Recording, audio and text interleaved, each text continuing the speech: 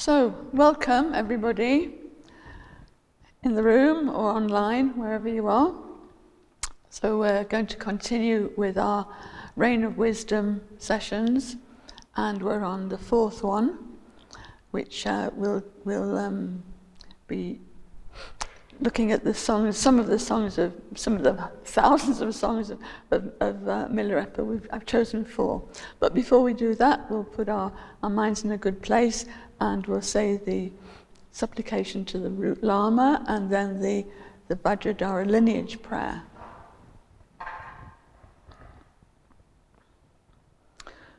O glorious, precious root Lama, above my head on a lotus moon seat, you care for me with great kindness.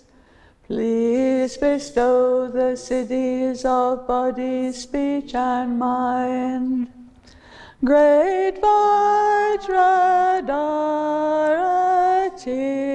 Tilonaro Marpamila Dharma Lord Gampopa, knower of the 3 times, omniscient Karmapa, holders of the 4 elder and 8 younger lineages, Drikantaklung and the Salpa, glorious Drukpa, and so forth, masters of the profound path of Mahamudra, to the dark Po instruction lineage, the peerless protectors of wanderers. Kajulamas, I supplicate you, I uphold your lineage. Grant the blessings of your liberating lives. Just as revulsion is taught to be the legs of meditation, this meditator clings not to food and riches, and has severed the ties to worldly life. Grant your blessings for detachment from honor and gain. Just as devotion is taught to be the head of meditation, this meditator constantly prays to the Lama, who opens the vault of pith instructions. Grant your blessings for uncontrived devotion to well-thought. Just as non-distraction is taught to be the body of meditation, this meditator simply remains without altering the fresh essence of whatever thought arises. Grant your blessings for parting from the concept of meditation.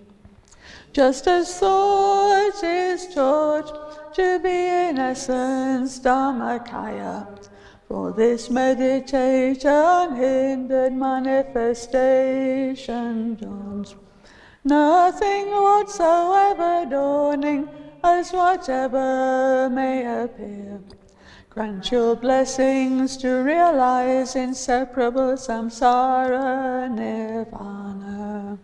May I never in future lives part from authentic lamas, and embracing ever the glory of Dharma.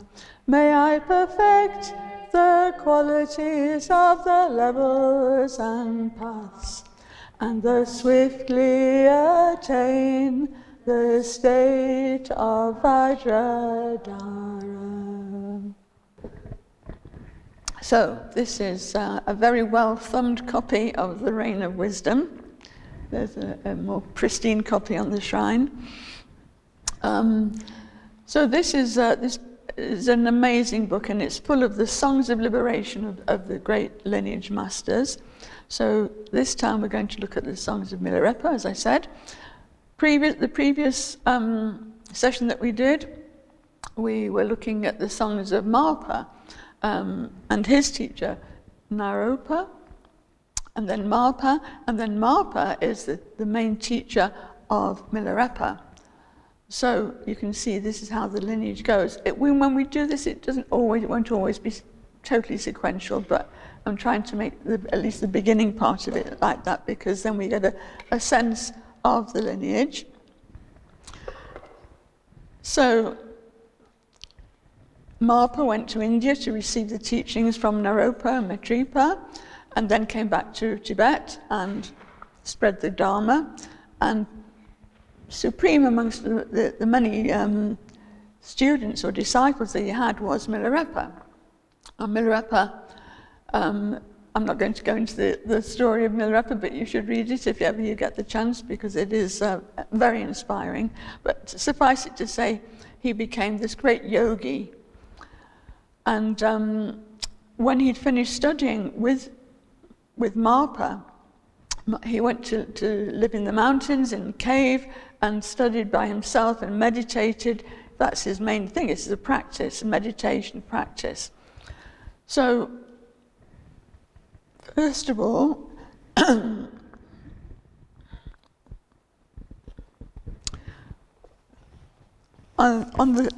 this chapter, which gives us some of the songs of Milarepa, there's quite a few songs, but there'd be too many to do in one session. So I've picked out 4 that I think would be helpful to us. I mean, they're all helpful, but I have to take into consideration our level of understanding. And then also the ones that I've picked do sort of go deeper and deeper. But first of all, I'd like to read at the beginning of the chapter is the homage paid to Milarepa by Mikyo Dorji. So Mikyo Dorji was the 8th Karmapa, 8th in the lineage of Karmapas, which followed on from this. And so he is paying homage to Milarepa at the beginning of this chapter. Namo Gurave. The one born in the land of snow is unstained by worldly faults. Blessed by the lineage of Naropa, he practices wondrous austerities, the supreme physician who cures the ills of all beings. Object of prostrations, renowned like the sun and moon, he is widely famed with the name of Mila. To this Repa I respectfully prostrate. He realized the futility of samsara. Wandering in mountain solitudes without regard for food or clothing, he realized bliss and warmth and so captured the essential point of the life force. Jetsun Mila, I praise you and prostrate. So you can see how much respect and devotion Mikyo Dorji has for Milarepa. The great Jetsun Milarepa, the Lord of all victorious ones, without exception, has accomplished well the secrets of Vajrayana. He is the incarnation of Manjusri Mitra, an Indian Mahasiddha, the great being of the noble land. He is unrivaled in the northern land of snow. That's what Tibet is sort of widely known as, the land of snow, because when the teachings came there, of course, it's in the high Himalayas. And they came from India, where the Buddha was born, Nepal, India, and then to many other countries, and then to Tibet, where the teachings were held in the land of snow. I kind of think of it as almost like being on ice, so kept fresh and pure, because Tibet is a landlocked country, and so the teachings were whole, given in whole there, and very kept pure. Okay, so that's just give you an idea of the devotion which Mikyo Dorji himself, an enlightened master, had for Milarepa. So we're going to join Milarepa at the point where he's left his teacher, Marpo, he's told him, right, I've passed on the whole lineage of prayers to you, everything, all the teachings, all the instructions, you have them, now go and practice. And so he did, and he went to the high mountains and sort of really remote places. And he'd been there for a while, but it was relatively early in his sort of meditation career. So he's not yet got disciples. He's doing his practice and putting it into practice, all the teachings that Marpa had given him. And he wants to be on his own and to absolutely fully concentrate. So we pick him up at that stage.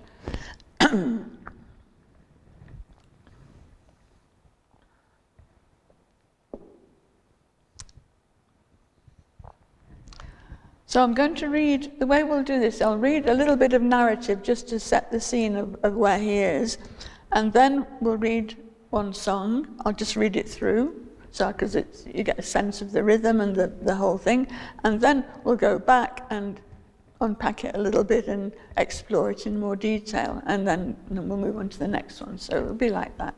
And then if you have any questions, you can keep them in mind or note them down, and then we can do that at the end. Yeah. Okay. So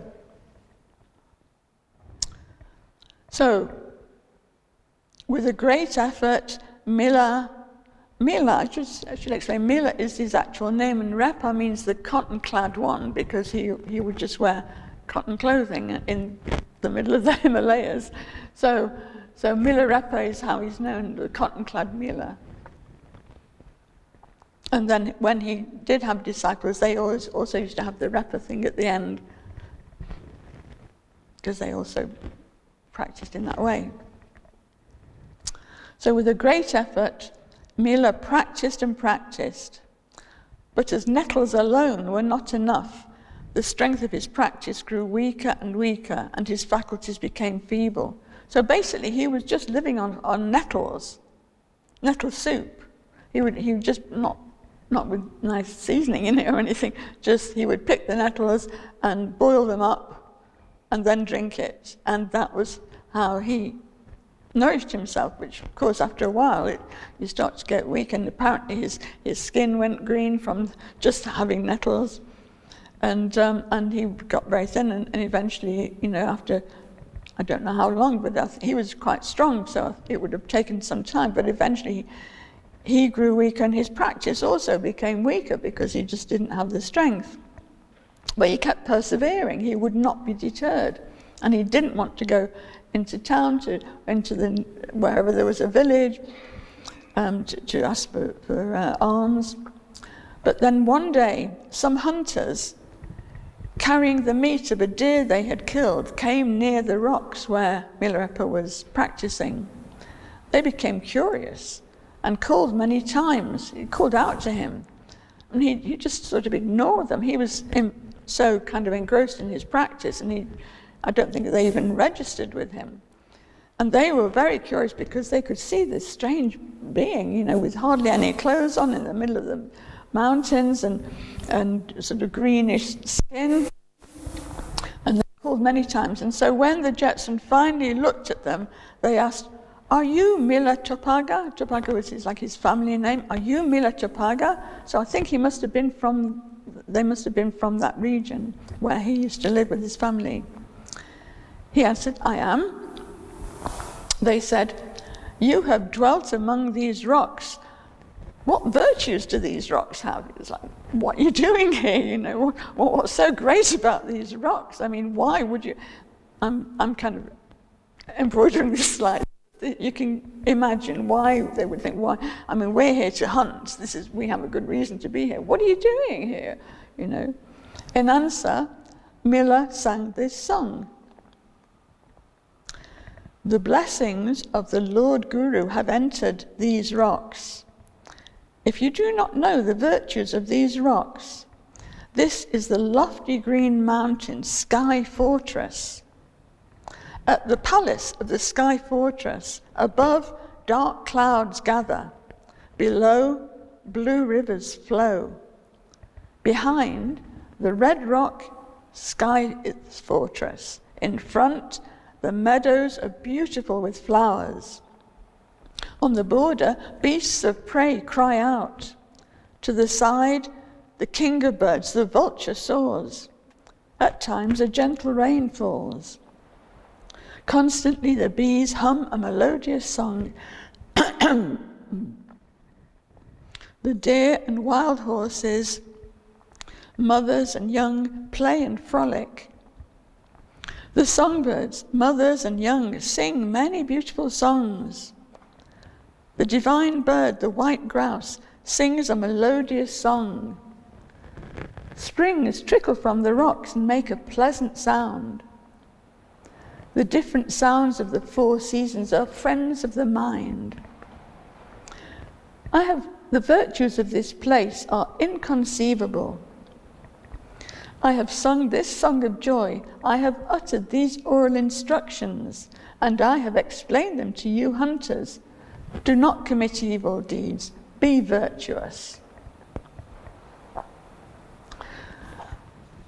So, when Milarepa sings to people, sings these, whoever's he's singing to, he sings according to how he sees them and what they are capable of understanding in a way that will help them. There's no point in singing something that would be completely incomprehensible to them. So you can see these are, sort of hunter people. That's what they mainly do. They're not likely to be highly educated. So he sings in a way that will help them.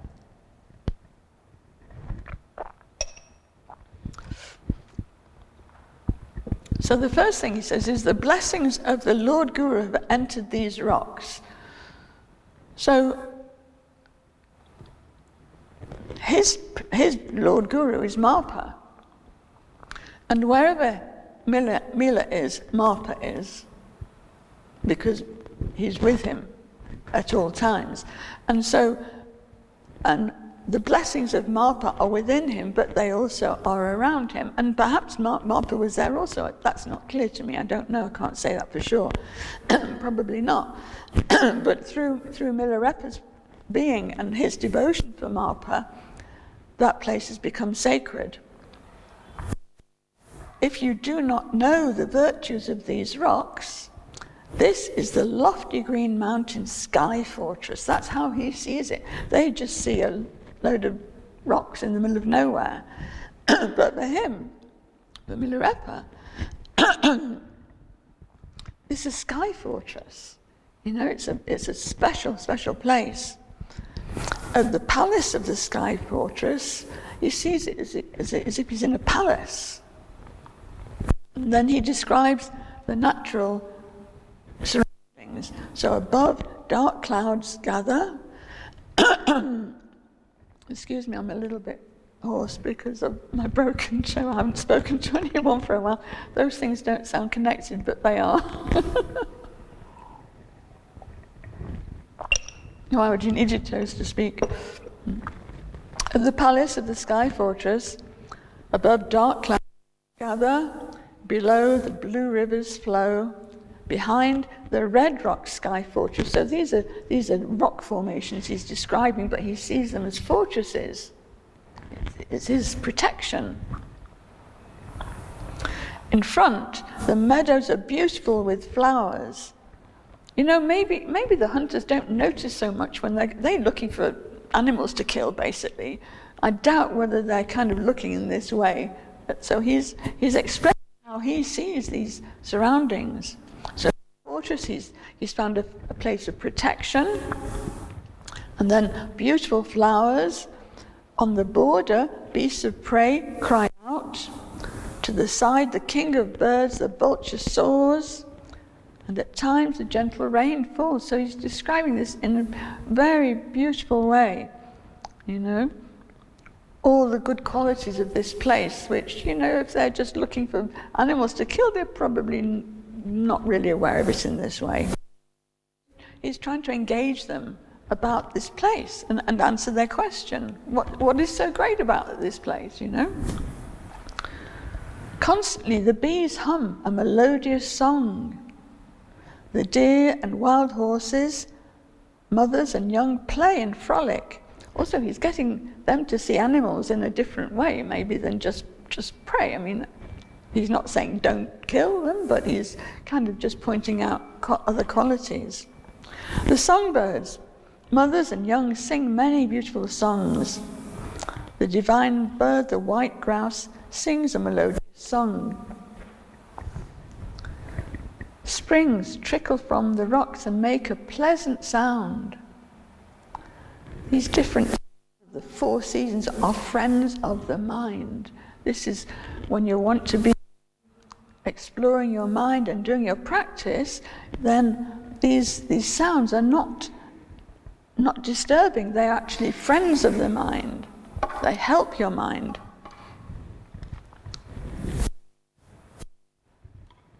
Different sounds of the four seasons. You can imagine he gets very much attuned to all the different sounds because there are no distractions other than what he's describing, and even what he's describing is not a distraction because of the way he looks at it. Actually, they're all his friends. The fortress, the rock formations are his friends. He sees them as a fortress, not as an obstacle. Quite the opposite. So everything becomes conducive to his practice. The virtues of this place are inconceivable. I mean, that's why he's chosen it. He's not chosen a place of luxury and other people. He's on his own in the most remote place. And he sees it in this way, in this very poetic way of seeing it. But it's true, that's how he actually sees it. I have sung this song of joy. So he's telling, I'm joyful, I love it here. You know, this is exactly where I want to be. I have sung this song of joy, uttered these oral instructions, so he's letting them know that there's something more than just empty words here. I've uttered these oral instructions, and I have explained them to you, hunters. And then, just at the end, another little straightforward instruction. Do not commit evil deeds, be virtuous. After the sugar, the medicine, also a little bit stronger at the end. So thus he sang. You know, it's on the face of it, it's just he's describing this place, but he's doing it for a reason. You know, and not only to the hunters, we can put ourselves in the place of the hunters. That's the whole point of reading these songs. So what can he tell us about places, you know, that we walk through and we don't even notice where we're going, or we see things as an obstacle that he sees as a help. Depends what your motivation is and what you actually want to do.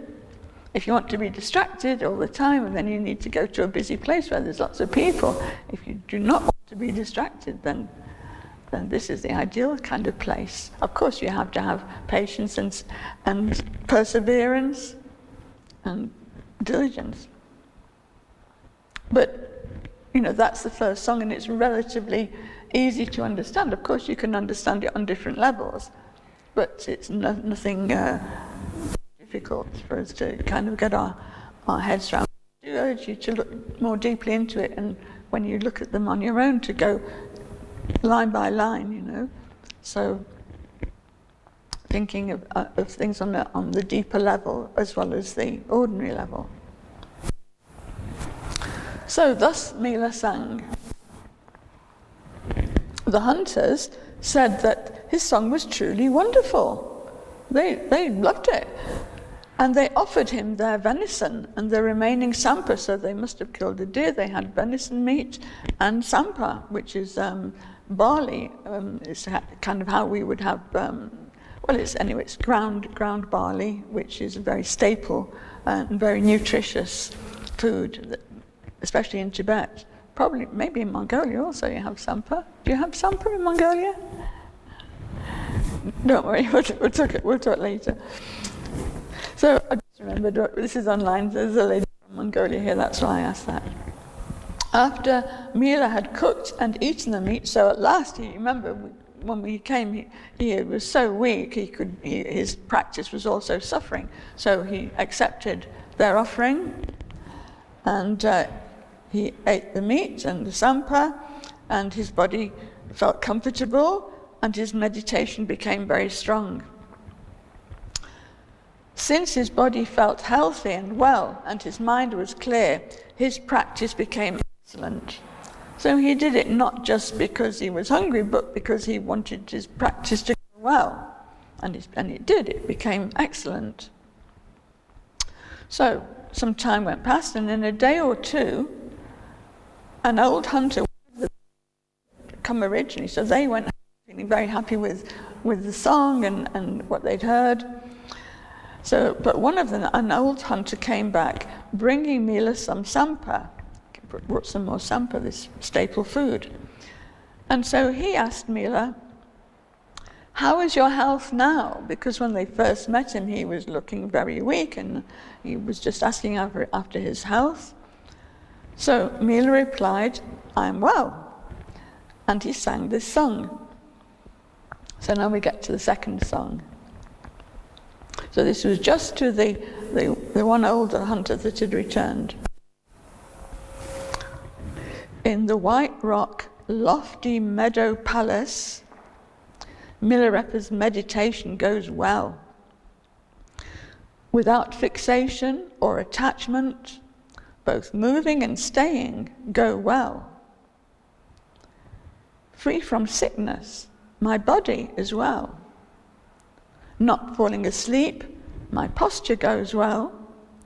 Not thinking, my samadhi goes well. Not getting cold, my chandali goes well. Undiminished, my yogic discipline goes well. Not making an effort, my harvesting goes well. Not being distracted, my solitude goes well. These are the ways of conducting my body. The vehicle of skillful means and knowledge goes well. The practice of the unity of utpatti and sampanakrama goes well. Prana, being free from coming and going, my mind is well. Without friends to converse with, giving up conversation goes well. These are the ways of conducting speech. Free from grasping, the view goes well. Without goes well. Reticent action goes well. Without hope and fear, the fruition grows well. These are the way of conducting my mind. Unchanging and without thought, luminosity goes well. In the realm of pure, great bliss, I am well. In space open to unobstructed arising, I am well. This is a little song of well-being. Having sung this song of experience, the oral instructions have escaped from my mouth. Here, view and action are united. Henceforth, for those who wish to attain enlightenment, if you practice like this. So now you can see things have gone up a notch. So he's now talking from a much deeper level. Because I think he's recognizing in this one older hunter who's returned, he's capable of understanding more. And so he gives it in much greater depth. So these are songs you have to remember from an enlightened, a fully enlightened being. Don't worry if you don't get it all straight away. And we will go through it. I'm going to go through it again. But I don't get it all straight away. So you have to go through it yourself. These are to study. I'm just presenting them and casting some light on it, hopefully. But then it's up to you to study it in depth. And by that I mean really in depth. So it's not something we can do in a couple of hours. But we can do something, at least start off. So let's look a bit deeper. In the white rock, lofty meadow palace, Milarepa's meditation goes well. So he's answering the question, how are you? How's your health? So his first thing is about his meditation. Not about his body, it's about his meditation. That's the first thing that comes in. My meditation's going really well. Because that's the most important thing to him. Of course, he needs his body to be relatively strong, but you need your mind to be in a good place, otherwise there is no meditation. So,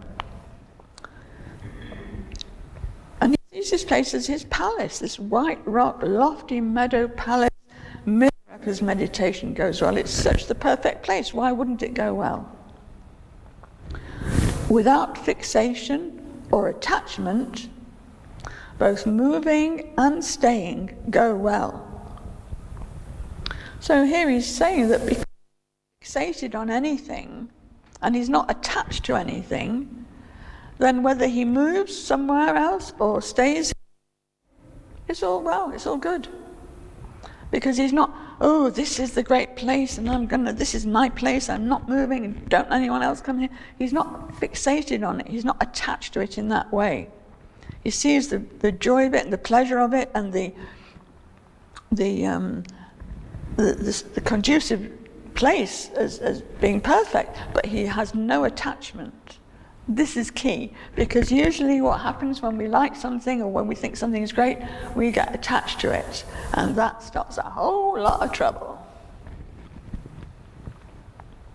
Because then, when say somebody else comes and say, I'm attached to this, and then you come and you suddenly take my cup, hey, that's my cup. Attachment. Yeah, suffering. So, nothing. But he's in this place, but he has no attachment to it. He can appreciate it, find pleasure in it, but without attachment, without fixation. And that's the big teaching, main point. So whether he stays or goes, it's all well, it's all good. Free from sickness, and I'm as well, it's recovered. It was a bit weak.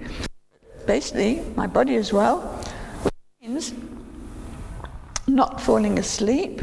So because he's not weak, so he's not falling asleep, he barely sleeps because he wants to meditate. Sleep's a bit of a waste of time, really.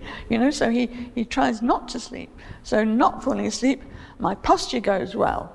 And he sits in a good posture the whole time. And there is, I remember being told that he had this method of maintaining that when he was sort of learning to prolong his meditation practice.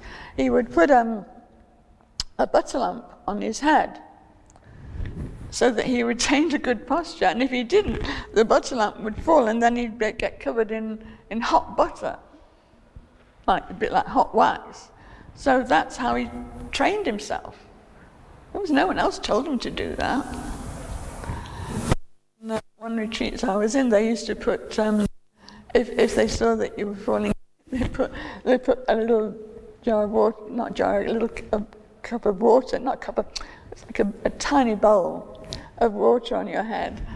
So you wouldn't have hot wax, but it really makes you sit up straight. But we just did it for an hour or two, not prolonged throughout day and night. So it shows you, the level of his practice. Not thinking, my samadhi goes well. And the samadhi is like the absorbed state of mind, the quiet absorption. Samadhi goes well.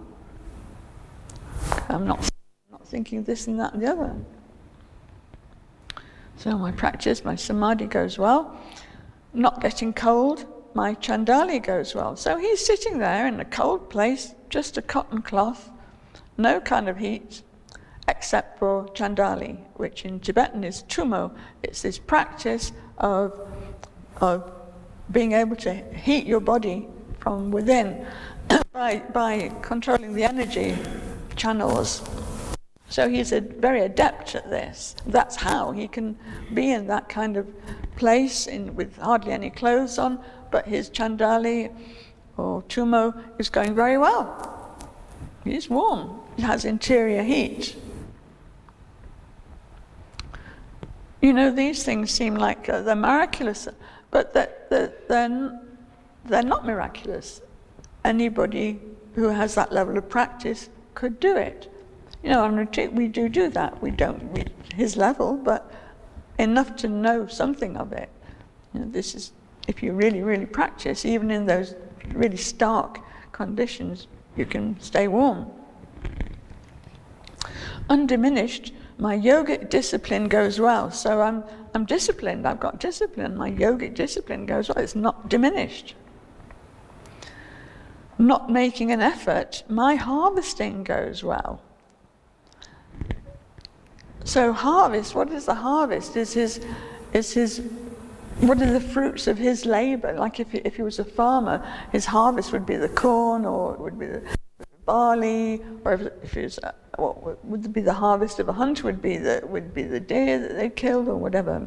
His harvest is his enlightenment, his liberated mind. And because his practice is going, and he's so disciplined, it's not like an effort anymore. That's just how it is.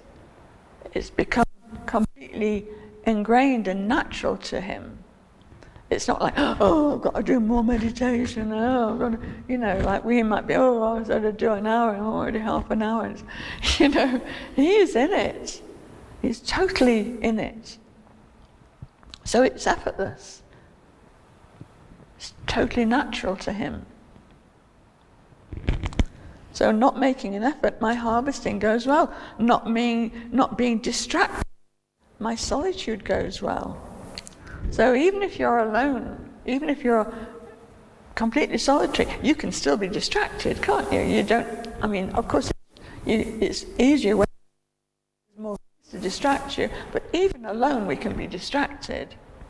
But he's not distracted. He's one-pointed, he's focused.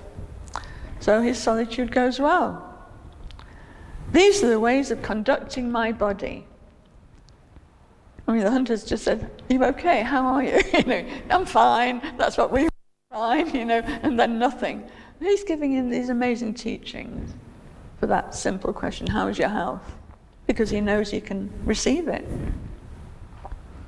So these are the ways of conducting my body. Then he moves on. The vehicle of skillful means and knowledge goes well. So, the vehicle of skillful means and knowledge goes well is, I think, referring to the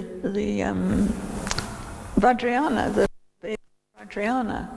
You know, there are different vehicles of Buddhism. There's the Hinayana, there's the Mahayana, and there's Vajrayana. So he is a Vajrayana practitioner, which means that of course, they're built on one another. So it's not that you don't have the others, so you have to have the Hinayana foundation, and then the Mahayana practice. And Vajrayana is kind of the same as Mahayana, with the same motivations and understanding, but also with the skillful means. So he does skillful means, kind of typical of the Vajrayana lineage and practice. So that's all going well. So the practice of, and then he describes it somewhat, the practice of unity of Utpatti and Sampanakrama goes well. So here he's describing certain methods of Vajrayana practice. So Utpatti, I think Utpatti must be a Sanskrit word, but it means like the visualization and creation practice. So, for example, if you're practicing with a yidam, which is like a meditational deity, so first you have to visualize that deity, and that's also kind of seen as the creation phase of that practice. You're creating with your mind this meditational deity. So you have to visualize it. so that you kind of, in a way, you're creating it. So that's upati. And then sampanakrama goes well. It's that sort of at the end of the practice, when you finish meditating and doing that practice, then you need to dissolve the visualization that you created. So then you dissolve it, and that's kind of the completion of that practice. So that's the sampanakrama aspect of it, creation and completion. Prana, being free from coming and going, my mind is well. So all these things are about his mind, or this aspect of his mind. Prana is difficult to explain, but you could maybe say energy, type of energy, the control of energy. He has control of his interior energies, internal energies.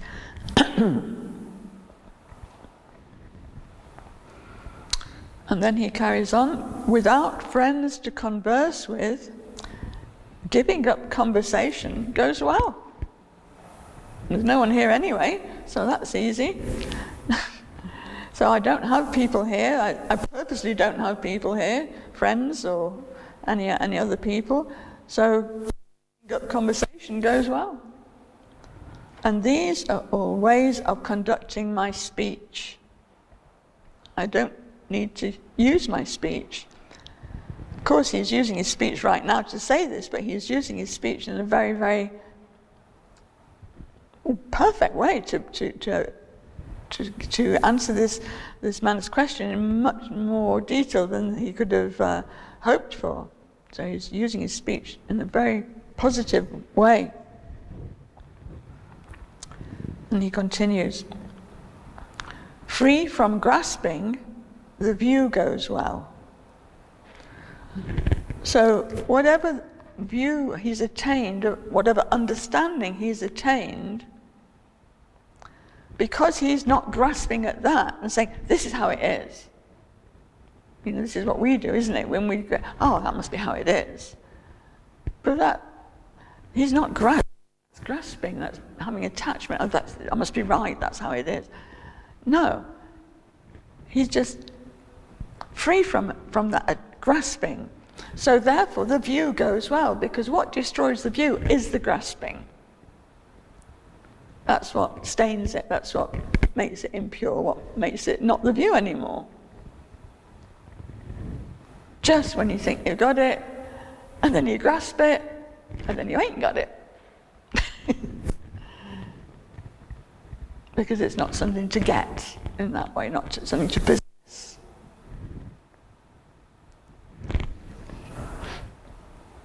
Without interruption, meditation goes well. Meditating, there's no interruption, there's no body to interrupt him, but even his own mind doesn't interrupt him, there's no thoughts to interrupt him. Things flow and come and go, but nothing interrupts, because he's totally focused.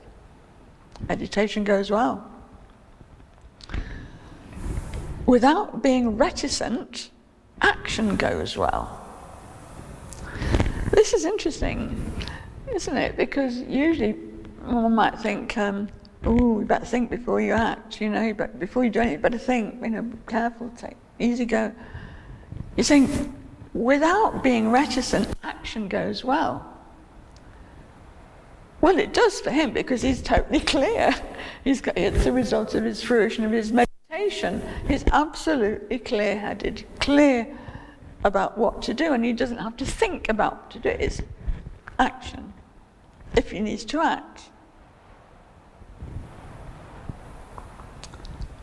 So he doesn't need to be reticent and think, oh, maybe I shouldn't do that, or maybe this, maybe that, you know?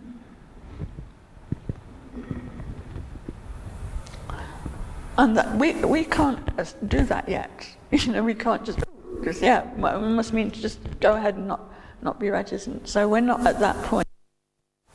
But he is. He's at that point. Without being reticent, action goes well. Without hope and fear, the fruition goes well. Now here we see just how high a state he's attained. Without hope and fear, the fruition goes well. These are the ways of conducting my mind. So that's hard to grasp, isn't it? Because most people would say, oh, we've got to have hope. Must have hope. You hear this a lot. Be lost without hope. But you think, okay, well, you hope for something to happen. What's the reverse of that? What's the opposite of that? Is you fear that something else will happen. So you're constantly between these two polarities. Really hope that will happen. Oh, don't let that happen. You know? So that's not a state of well-being, is it? It's not a state of equilibrium. You're constantly wanting this to happen and not wanting that to happen.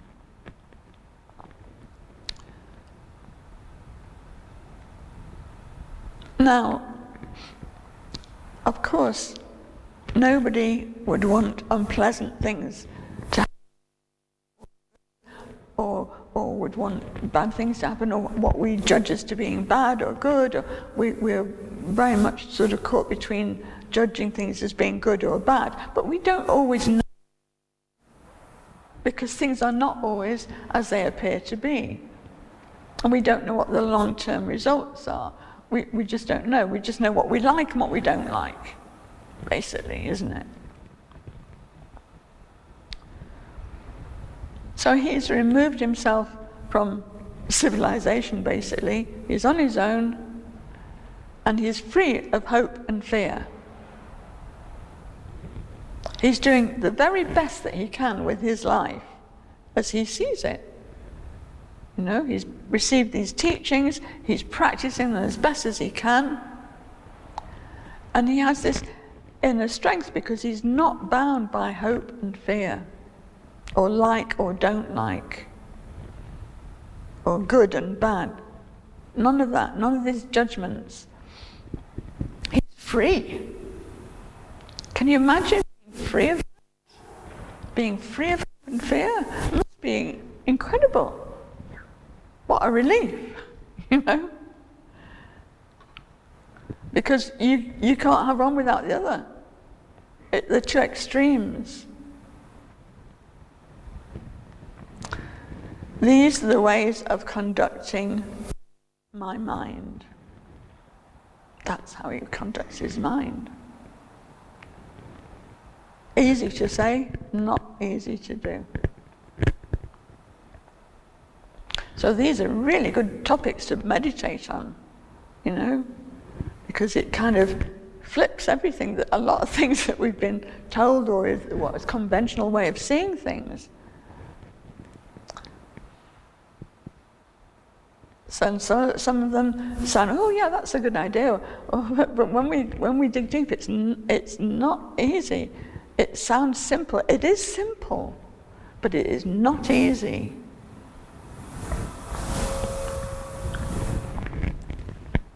And he carries on. Unchanging and without thought, luminosity goes well. In the realm of pure bliss, I am well. So he's describing his state of being unchanging and without thought. He's completely at peace. And not disturbed by thoughts.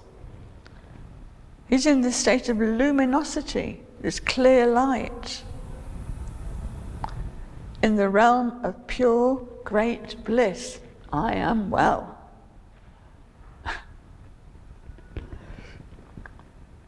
He's in great bliss, a state of bliss.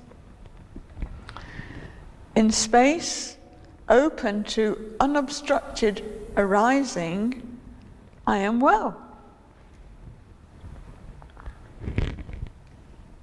In space open to unobstructed arising, I am well. So in the space of his mind, whatever does arise, because things will arise, but but they're not obstructed by him thinking, oh, this is this and that's that, and, you know, making judgment, and just things probably occur to him, and he thinks this, and it's all just flowing through, and he remains spacious. I mean, that's what I'm understanding from this, but I'm not in that state, so I can't say exactly. But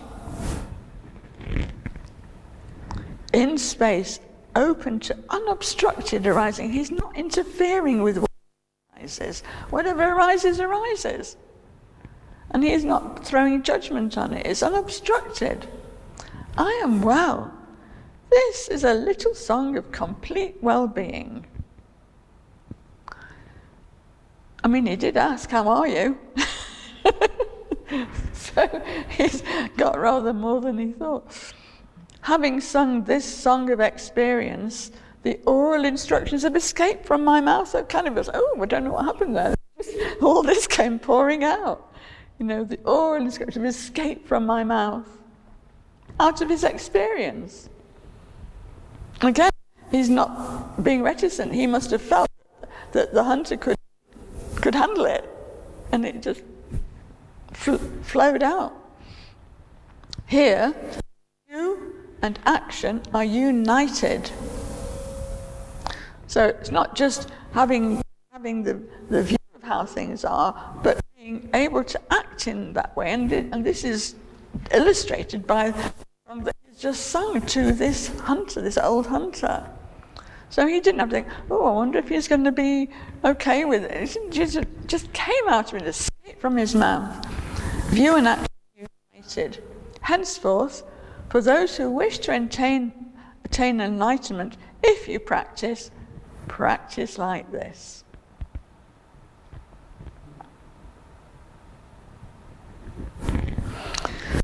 It's all there, you know.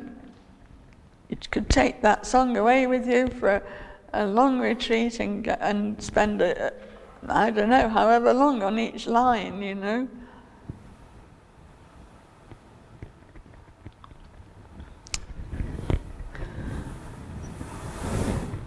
So there's a lot to look into.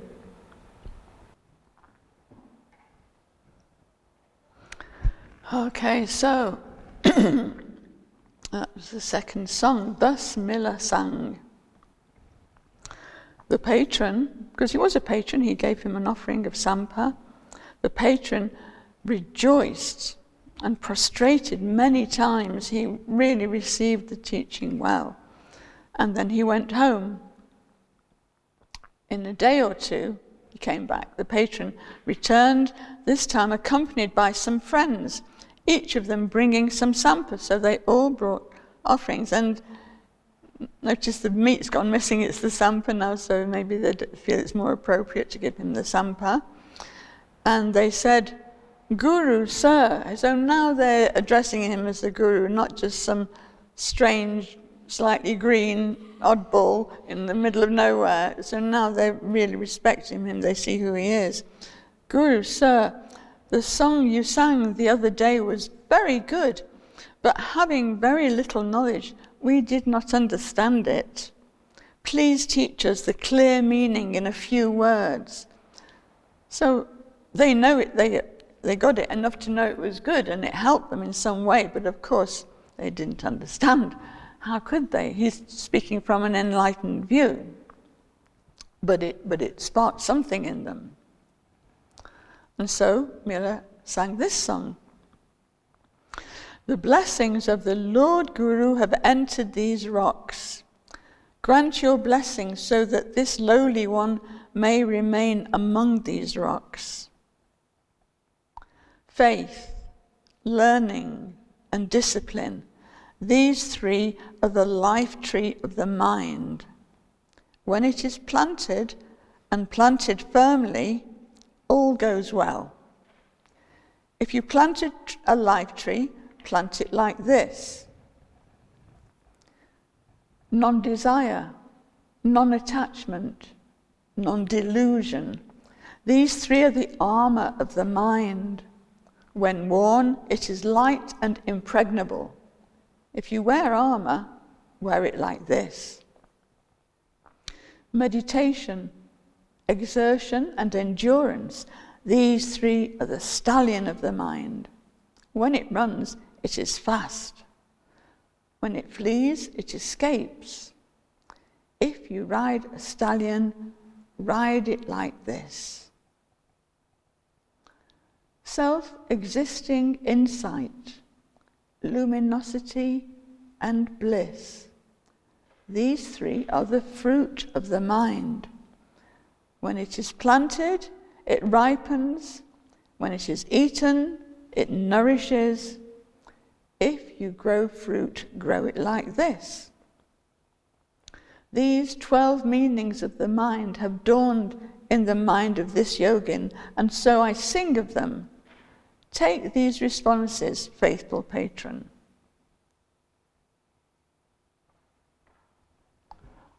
So, first of all, he's saying, the blessings of the Lord Guru have entered these rocks. Grant your blessings so that this lowly one may remain among these rocks. He's saying that the Lord Guru, he means Marpa, his teacher, who he holds in the highest respect. Respect doesn't even cover it, but he's absolutely essential.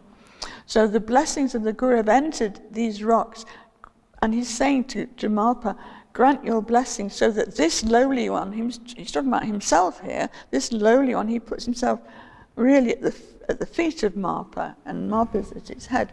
Grant your blessing so that this lowly one may remain among these rocks. He's asking Marpa's blessing.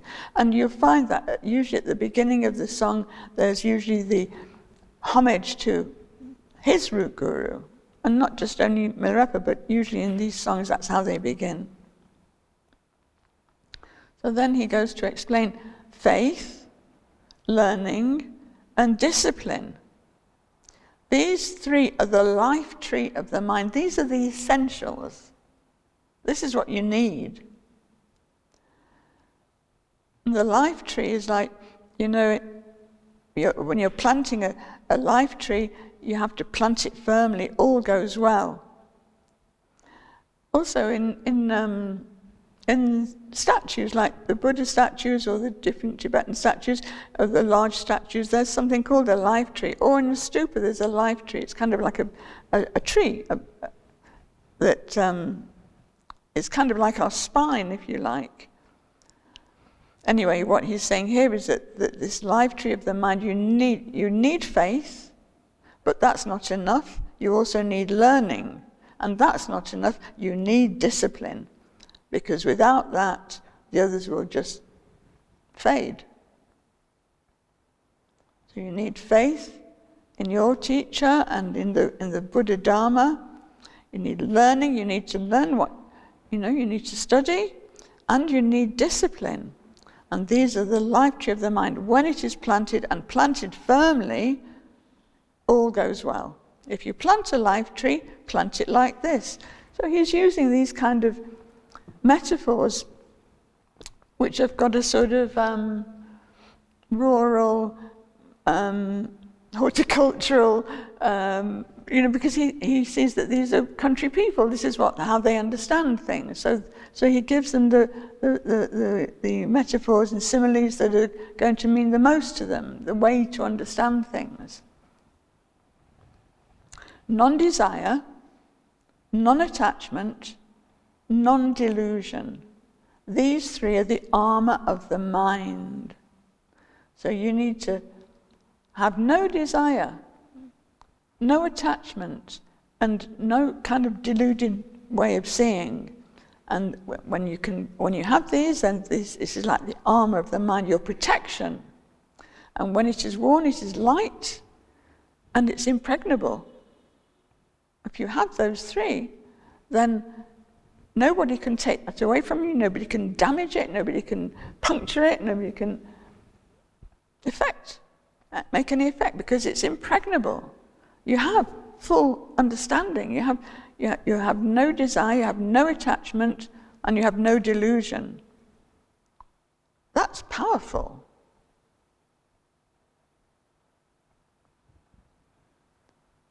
And yet when you wear it, it is light, it is impregnable. Nobody can puncture it.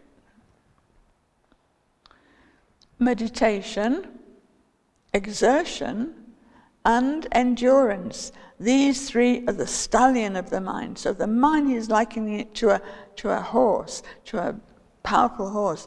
Meditation, you need to meditate.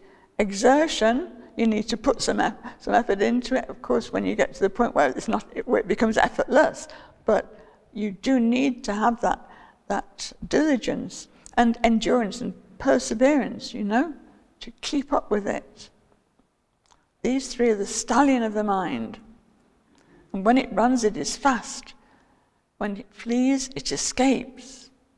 If you ride a stallion, ride it like this. So you're riding this stallion of your mind.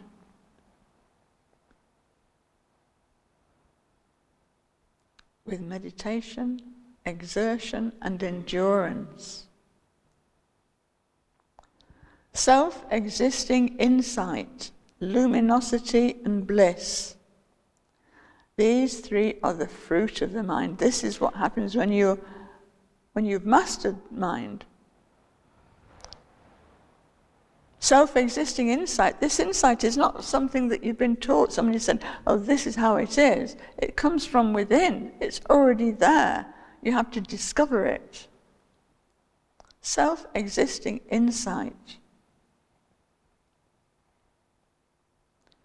Luminosity, clarity, light, and bliss. It's blissful state. These are the fruits of the mind. But for that to bear fruit, and to discover this self-existing insight, luminosity, and bliss, you have to have non-desire, non-attachment, non-delusion. As long as you still have those, then there's no fruit. So you can't just suddenly, oh, that sounds nice, I'll have some of that. Bliss, who wouldn't want that? Insight, who wouldn't want that? But to get it, you need to really study, learn, meditate, exert yourself, have incredible endurance, no desire, no attachment, no delusion. Then you're putting yourself in that way for these all to bear fruit. So when it is planted, these fruits, when it is planted, it ripens. When it is eaten, it nourishes.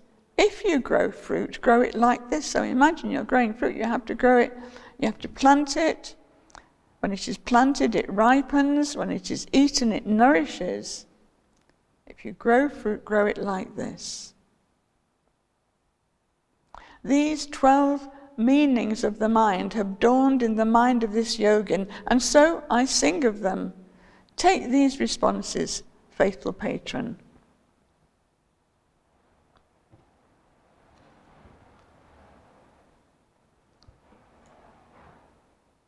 Thus Mila sang.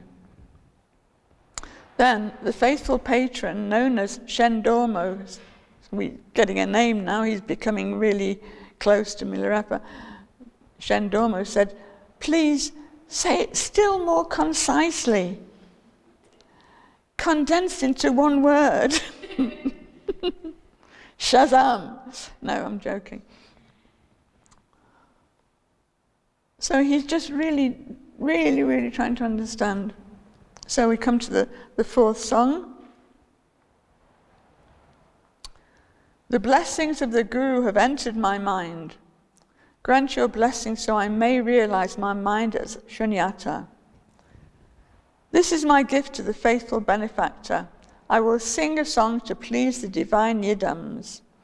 Appearance and emptiness and their inseparability, these three are the synopsis of the view.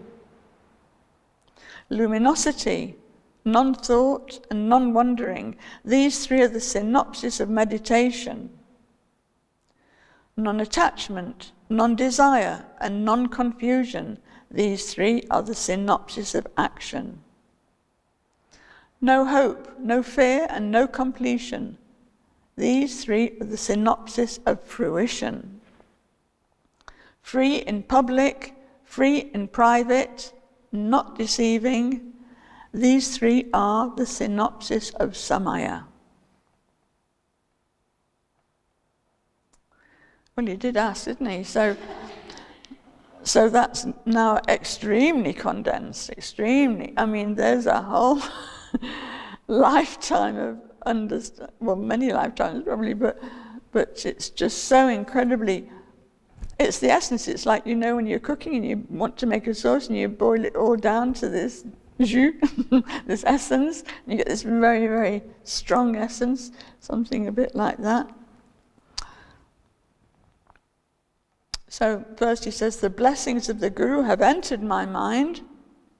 Grant your blessing so I may realize my mind as shunyata. Shunyata means emptiness. So he's praying to Marpa. He's revering and praying to Marpa. So this is my gift to the faithful benefactor, this Shendomo who's come back again. I will sing a song to please the divine yidams. So, Shendomo has said he wants him to condense it all so much and give him the essence. And he's going to do that, but whether Shendomo will get it or not remains to be seen. But he's going to sing this song, and he will, in doing so, he wishes to please the yidams, the meditational deities. So he keeps that in mind, because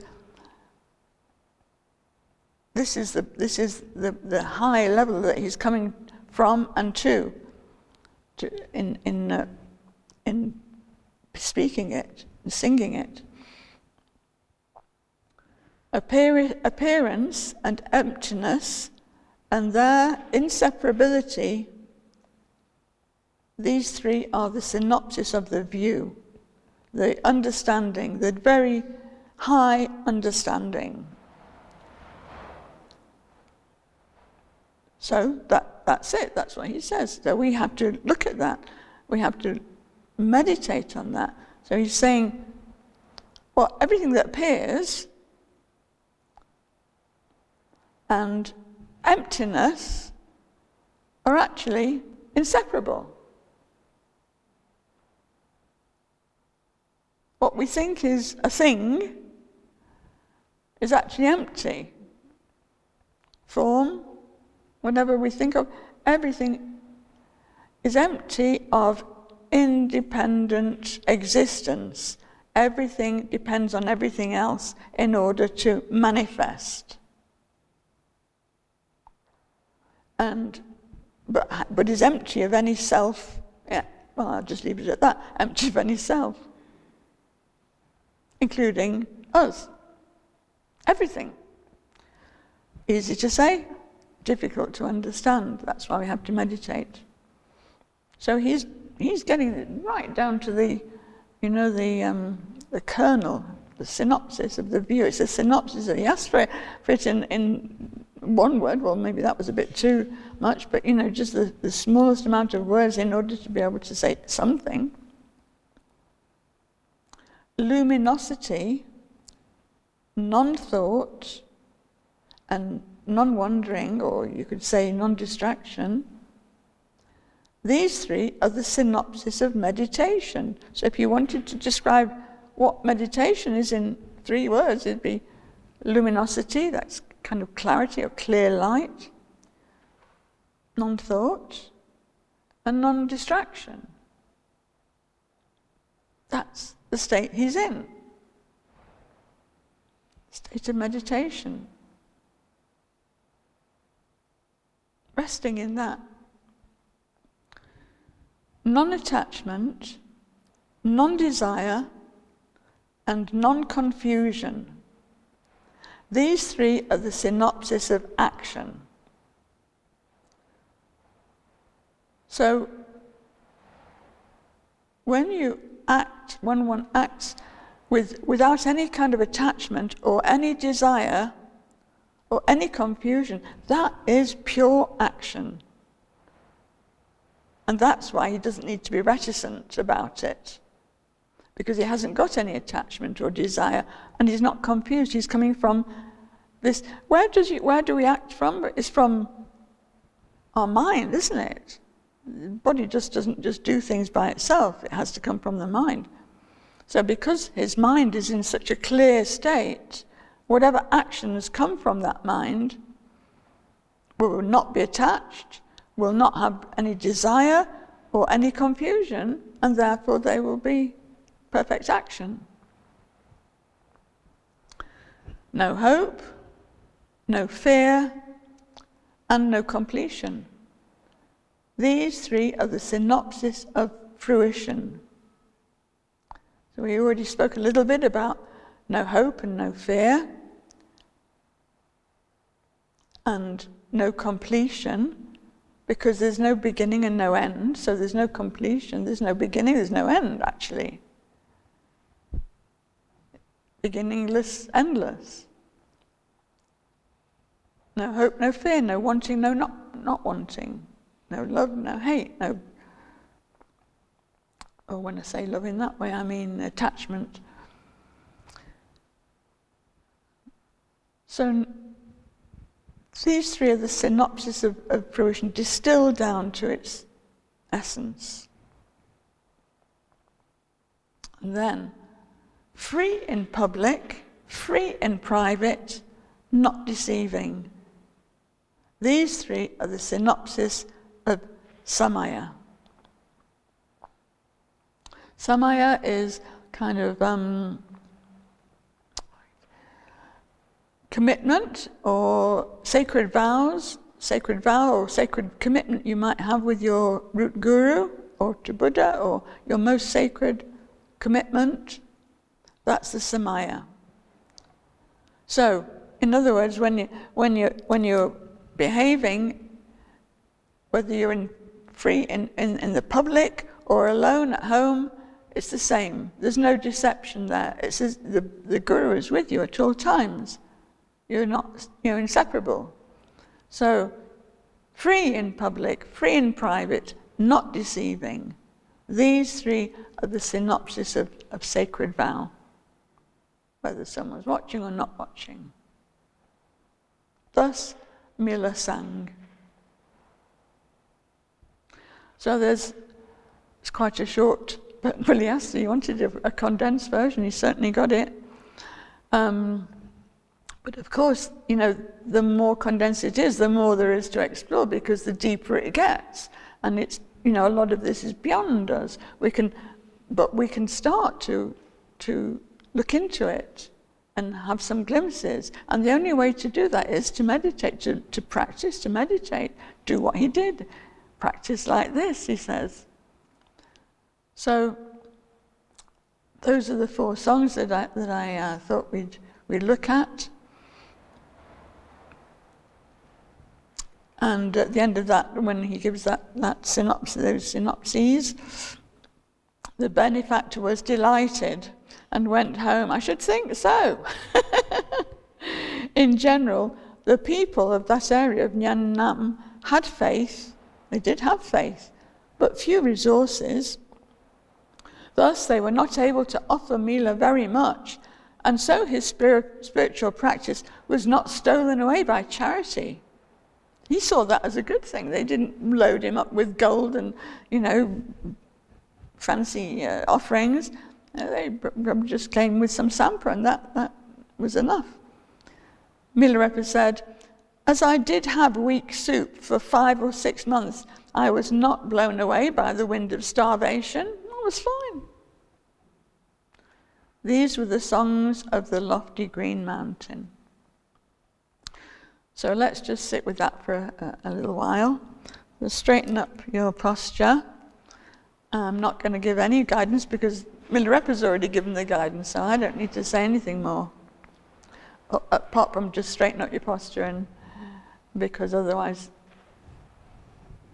there's no meditation.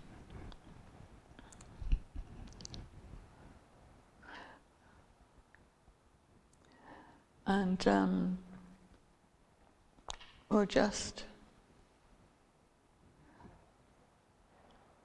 let our mind settle, body relaxed, but maintaining a good posture.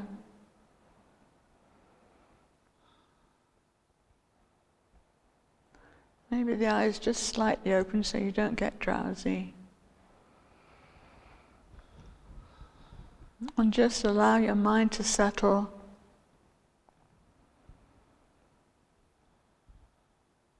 And digest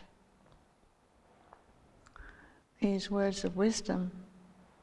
Just let them sink in.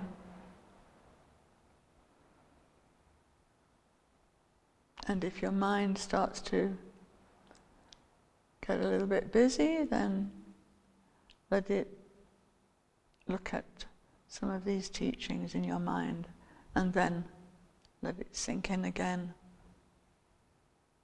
and digest and nourish your mind.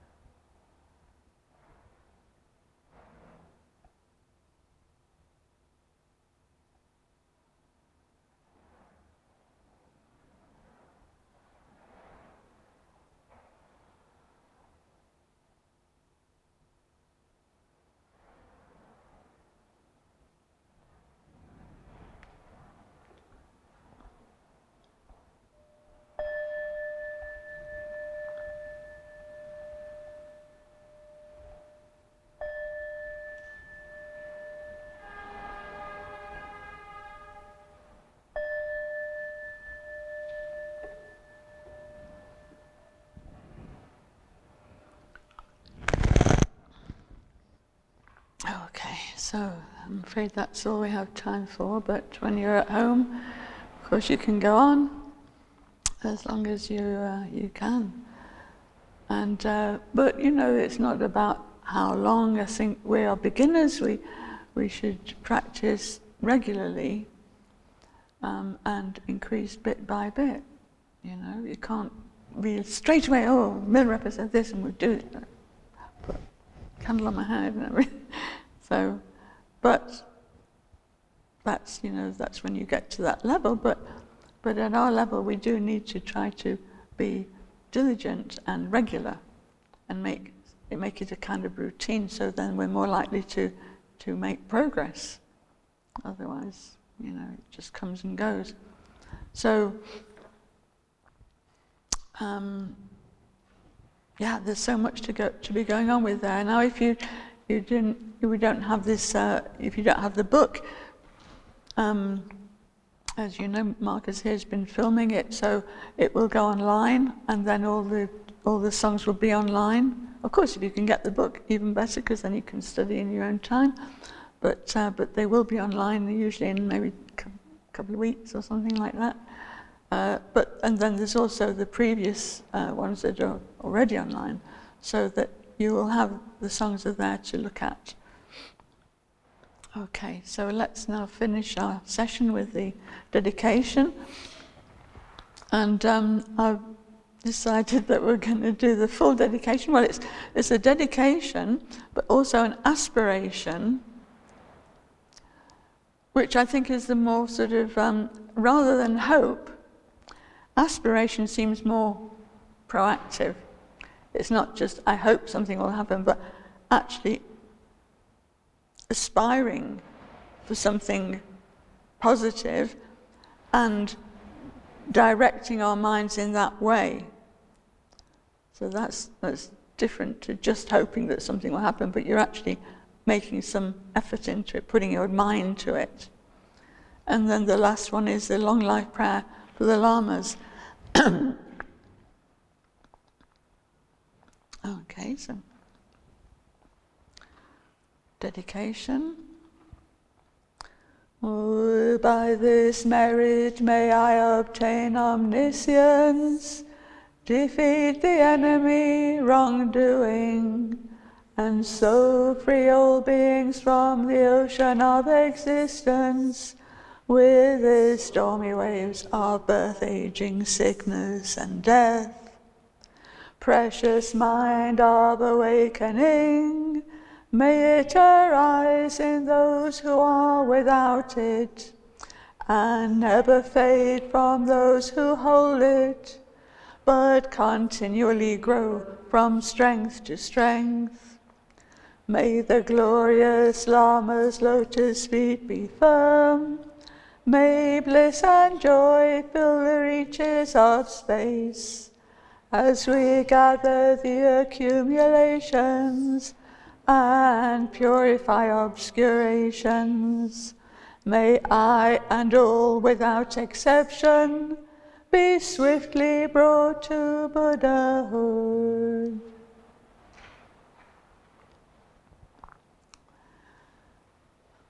So I hope you will look into these precious teachings, these songs of Milarepa, and enjoy them for the wisdom and all the wonderful advice that he gives, and hopefully follow them. And in that way we will make progress. And we need patience as well, of course. And thank you for coming, and yeah, good luck on the journey. Diligence.